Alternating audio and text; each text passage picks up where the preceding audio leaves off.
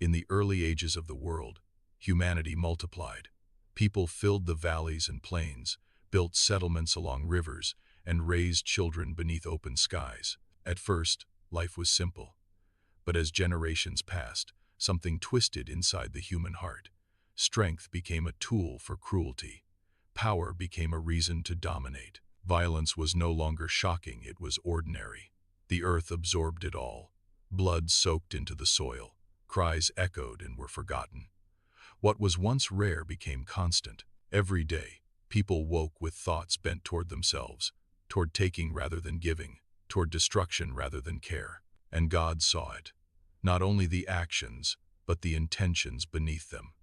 Not just what humanity did, but what it desired. God saw that corruption had become complete, that evil was no longer an intrusion, but a foundation.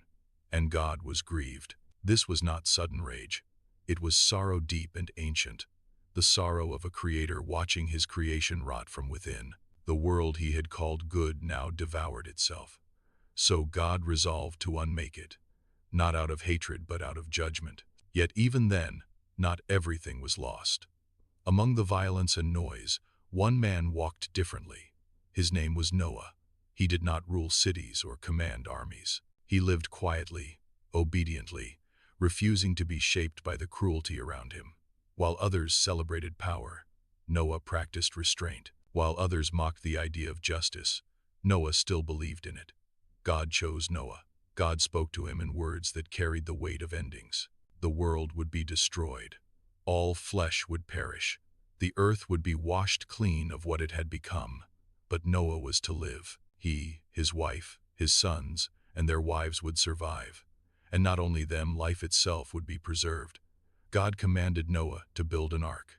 It was to be massive, unlike anything ever made. A vessel not for travel, but for endurance, made of wood, sealed with pitch, divided into levels and chambers. It would carry animals of every kind, clean and unclean, male and female, so that life might continue after the waters withdrew. Noah did not ask why. He did not ask how. He only listened. And he began to build. The ark rose slowly from the earth, plank by plank. Years passed. Decades passed. The structure grew vast and unmistakable, standing where no water threatened, where no flood had ever come. People noticed. They laughed. They mocked Noah, calling him mad, calling him afraid of shadows. Children ran beneath the hull. Adults shook their heads and went on with their lives. The sky remained blue. The rivers remained calm. No one believed the world could end. No one listened. Then the sky changed. Clouds gathered and did not disperse. The air grew heavy, pressing down on the land. The first drops of rain fell soft, almost gentle. People barely noticed. Then the rain thickened. The ground darkened. Rivers swelled. Thunder rolled without pause, and beneath the earth, something ancient broke loose. The fountains of the deep burst open, and water surged upward as rain poured downward. The world was caught between two seas. Panic spread. Roads vanished. Fields drowned. Buildings collapsed. The rain did not stop. Noah gathered his family. Animals came, some driven by instinct, others by fear. They entered the ark in pairs, filling its chambers with sound and movement. When all were inside, the door was shut. Not by Noah, by God. The rain fell for 40 days and 40 nights. The waters rose higher and higher, swallowing hills, then mountains. Forests disappeared. Cities dissolved. The screams of the living faded one by one, until only the sound of water remained. Everything that breathed outside the ark died. Inside, the ark drifted. Darkness pressed in from every side. The air was thick with animal breath and waste. The constant motion never stopped. Days blurred into nights. Fear lived beside faith, and doubt whispered constantly. Noah listened to the storm and wondered, had God truly spoken? Would the waters ever recede? Then, slowly, the rain ceased. The silence afterward was heavier than the storm. The waters lingered, vast and unmoving, before beginning their slow retreat. Eventually, the ark struck ground and came to rest upon the mountains of Ararat.